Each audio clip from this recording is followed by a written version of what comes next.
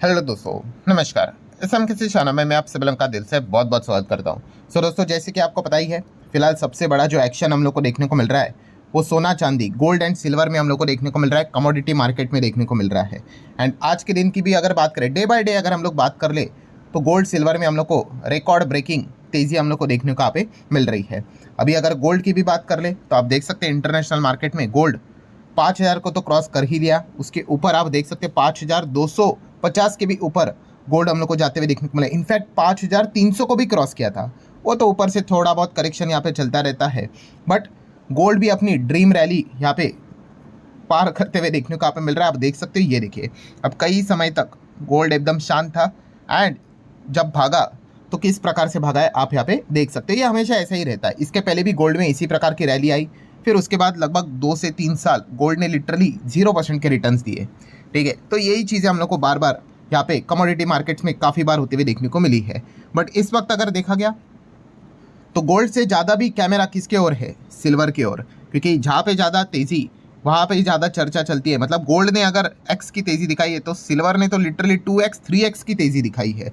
इतना भयंकर तेज़ी हम लोग को सिल्वर में फिलहाल तो देखने को यहाँ पे मिल रहा है। ये मंथली डेटा मैंने आप लोगों के सामने रखा है, आप देख सकते हो 2022-23 बिल्कुल फ्लैट था। और अभी जिस प्रकार से जियोपॉलिटिकली चीज़ें बदल रही है, नए इमर्जिंग बिजनेसेस सामने आ रहे हैं, उसके लिए सिल्वर जैसे जो चीज़ें हैं उसका जो रिक्वायरमेंट पहले भी था, बट अब जो रिक्वायरमेंट वो इतने लेवल पे यहाँ पे बढ़ चुका है, उसके बाद ही लगातार सिल्वर में तेज़ी हम लोग को देखने को यहाँ पे मिल रही है।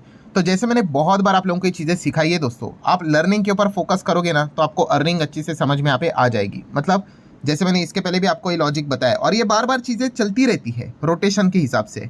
सो लॉजिक जैसे मैंने आप लोगों को क्या बताया था कि कोई भी चीज़ अगर मान लो, जैसे कि मैंने बिजनेस का भी एग्जाम्पल दिया था, कोई भी अगर एक बिजनेस बड़ा होता है, अगर वो भागता है तो अकेला नहीं भागता है। यस, उसके साथ और भी मल्टीपल बिजनेसेस को वो क्या करता है, अपने साथ यहाँ पे भगा लेता है।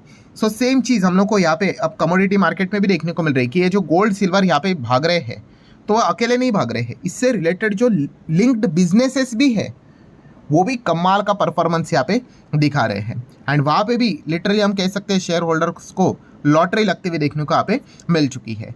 जैसे कि अगर हम लोग यहाँ पे बात कर ले दोस्तों, सिल्वर की अगर बात करें तो सिल्वर से रिलेटेड अगर देखा गया हमारे इंडिया में सबसे बड़ा नाम कौन से लिस्टेड स्टॉक का आता है, वो है हिंदुस्तान जिंक। ठीक है, नाम में ही नीचे आ जाता है zinc and silver of India करके। सो हिंदुस्तान जिंक की अगर बात कर ले तो आप चेक कर सकते हो, इंडिया का जितना भी सिल्वर बनता है ना उसका 90% से ज़्यादा हिंदुस्तान जिंक ही प्रोड्यूस करता है। तो आप अंदाज़ा लगा सकते हैं भाई सिल्वर की डिमांड है। एंड उसी के साथ साथ ये कंपनी अगर 90% के आसपास प्रोडक्शन लेकर बैठी हुई है तो आप अंदाज़ा लगा सकते हो कि इसकी डिमांड यहाँ पे क्या होगी। एंड ऊपर से साथ साथ ग्लोबल रैंक की अगर बात कर ले तो दुनिया में हिंदुस्तान जिंक तीसरे नंबर पे हम लोग को देखने को यहाँ पे मिल जाती है। इसीलिए अगर आपने देखा होगा हिंदुस्तान जिंक का जो परफॉर्मेंस है वो एकदम कमाल का देखने को यहाँ पे मिला था। क्वार्टरली रिजल्ट्स की भी अगर बात कर ले तो उसको भी हम लोगों ने कवर किया था, जहाँ पे 8,500 करोड़ के आसपास का रेवेन्यू था एक साल पहले, जो कि इस वक्त ऑलमोस्ट 11 के करीब चला गया ऑलमोस्ट। और 3 महीने पहले भी कितना था, 8.5, उसी के आसपास चलता था, 8, 8.5, 9। बट इस वक्त एकदम ही धमाकेदार परफॉर्मेंस देखने को मिला। और इसी परफॉर्मेंस का जो कन्वर्जन है वो प्रॉफिट में भी हो गया, 2647 करोड़। देन आप देख सकते हैं, देखिए 2976, 22, देन 26, ऐसे रेंज में चलता था। इस वक्त सीधा 3879 करोड़। सो अर्निंग भी देख सकते हो, 6 का अर्निंग चलता था वो सीधा 9.18 तक हम लोग को जाते हुए देखने को यहाँ पे मिला है। तो हिंदुस्तान जिंक की अगर बात कर रहे दोस्तों, इसी से रिलेटेड कमाल का परफॉर्मेंस देखने को यहाँ पे मिला। और इसके शेयर होल्डिंग पैटर्न की अगर बात कर ले तो आप देख सकते हैं प्रमोटर है यहाँ पे 61.84%।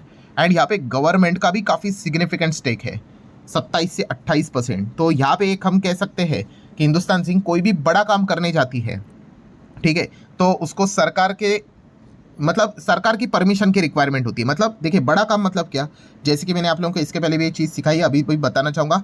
मान लो कंपनी को बड़ा डिसीजन लेना है, अगर बड़ा डिसीजन लेना है ना, उसमें भी 2 प्रकार होते हैं। एक होता है कि आपको 50% से ज़्यादा वोटिंग चाहिए, ठीक है, उसको क्या बोलते हैं पता है, OR बोलते हैं, ऑर्डिनरी रेजोल्यूशन। कुछ कुछ जगह पे 50% से ज़्यादा वोटिंग आप लेके आ जाओ, आपका काम हो जाएगा। अब प्रमोटर अगर आप देखोगे इनके कितने 61.84, तो क्या ये OR से रिलेटेड जितने काम है कर सकते, आराम से कर सकते हैं। 50% से ज़्यादा तो चाहिए तो इजीली हो सकता है।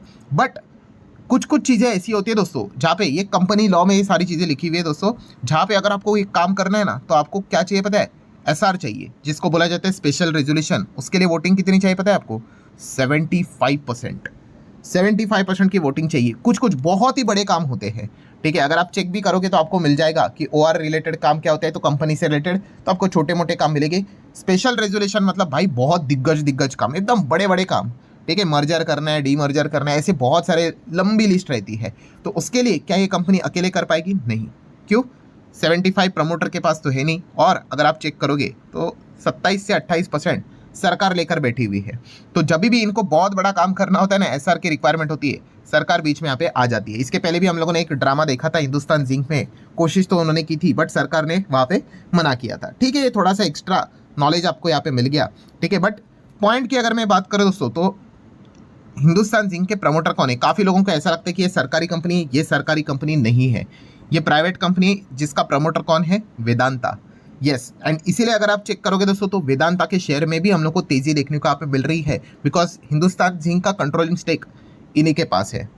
एंड इसीलिए वेदांता आप देख रहे हो लगातार आज के दिन भी 4-5% भागा, लगातार rise for the 5th straight session. लगातार यहाँ पे वेदांता में भी हम लोग को इसी चीज़ के चलते तेजी देखने को मिल रही है। मतलब आप देख सकते हैं सिल्वर महीने भर में 50% से ज़्यादा भागा है, हिंदुस्तान जिंक भी 14% भागा है, वेदांता की बात करिए ये भी 24% के आसपास भागा है। तो ये इसके पीछे का रीज़न हम लोग को देखने को यहाँ पे मिल जाता है। एंड ऊपर से आपको पता ही है दोस्तों, सिल्वर ये एक बाय प्रोडक्ट है, ठीक है। सिल्वर को अगर आपको मतलब सिल्वर अगर आपको चाहिए तो कोई चीज़ मतलब अगर आप कोई भी चीज़ बनाने जाते हो तो उसमें साइड में सिल्वर प्रोड्यूस यहाँ पे हो जाता है, उसी को ही बाय प्रोडक्ट कहते हैं।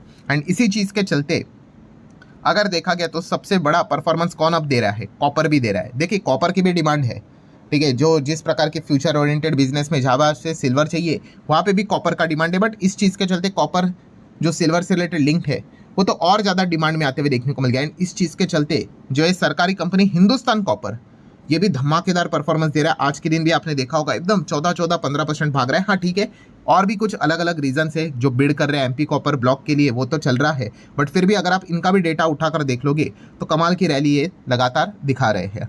सो कमोडिटी मार्केट से रिलेटेड ही ये सारी कंपनियां देखने को मिले। इनका भी शेयर होल्डिंग पैटर्न चेक करोगे, प्रमोटर 66 है, FISDS पब्लिक आप यहाँ पे देख सकते हो। बट यहाँ पे जो प्रमोटर अगर आप चेक करोगे तो नाम क्या है?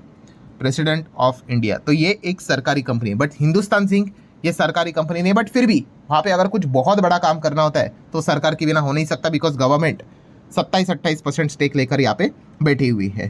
देन अगर हम लोग यहाँ पे बात करें दोस्तों तो गोल्ड, सिल्वर अभी ज़्यादा फॉर्म में है, गोल्ड के ऊपर इतना ज़्यादा चर्चा यहाँ पे होती नहीं, तो नॉर्मल ह्यूमन नेचर है भाई, जो चीज़ सबसे ज़्यादा भागेगी उसी की चर्चा ज़्यादा यहाँ पे हो जाती है। जैसे वो गिर जाएगा 2-3 हफ्ते चलेगा नहीं, ऑटोमेटिकली उससे रिलेटेड चर्चा यहाँ पे कम हो जाएगी।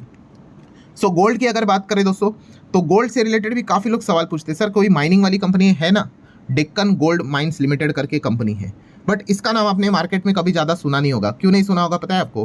क्योंकि इसका अगर आप PNL देखोगे तो सेल्स देखिए क्या है ये, ठीक है, खर्चे देखिए, यहाँ पे अदर इनकम से रिलेटेड चीज़ें यहाँ पे चलती है, घाटे में ही चलता रहता है। शेयर होल्डिंग पैटर्न अगर आप देखोगे तो आप देख सकते हो कि क्या यहाँ पे चीज़ें चलती है। तो इसीलिए जो ये कंपनी गोल्ड माइंस को लेकर इतना ज़्यादा चर्चे में देखने को नहीं मिलती है। तो गोल्ड से रिलेटेड सबसे ज़्यादा चर्चा किस में होती है अगर गोल्ड भागता है तो?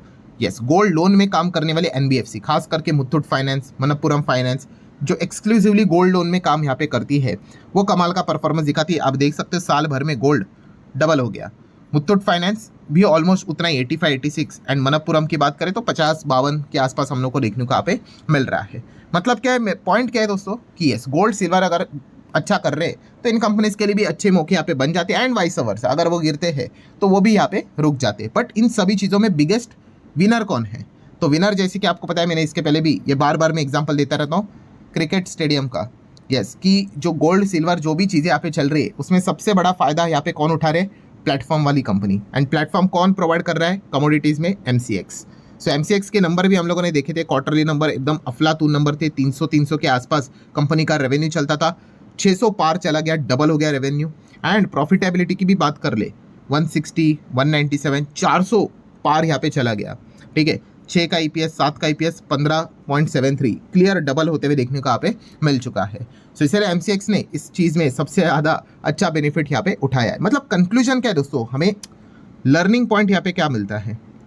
लर्निंग पॉइंट यही मिलता है दोस्तों कि अगर कोई भी चीज़ अगर बड़ी यहाँ पे हो रही है, ठीक है, तो वो अकेली बड़ी नहीं होती है, उसी के साथ साथ यस और भी बहुत सारे अलग अलग बिजनेसेस हम लोग को बड़े होते हुए देखने को यहाँ पे मिल जाते हैं, उनको भी आपने स्टडी करना होता है। और ये चीज़ अभी कमोडिटी से रिलेटेड अभी चल रहा है, ठीक है, कभी तो वो रुक जाएगा। सेम वही चीज़ आपको इक्विटी में भी देखने को मिल जाता है। तो ये पॉइंट्स आप लोगों को अच्छी तरीके से पता यहाँ पे होने चाहिए। सो ठीक है दोस्तों, पूरा वीडियो जो था डिस्क्लेमर क्लियर देना चाहूँगा भाई, सिर्फ इन्फॉर्मेशन एंड एजुकेशनल पर्पज से रिलेटेड था, ठीक है। पसंद आया होगा चाहो तो लाइक एंड शेयर कर सकते हो। मिलता है नेक्स्ट वीडियो में, तब तक के लिए बाय बाय।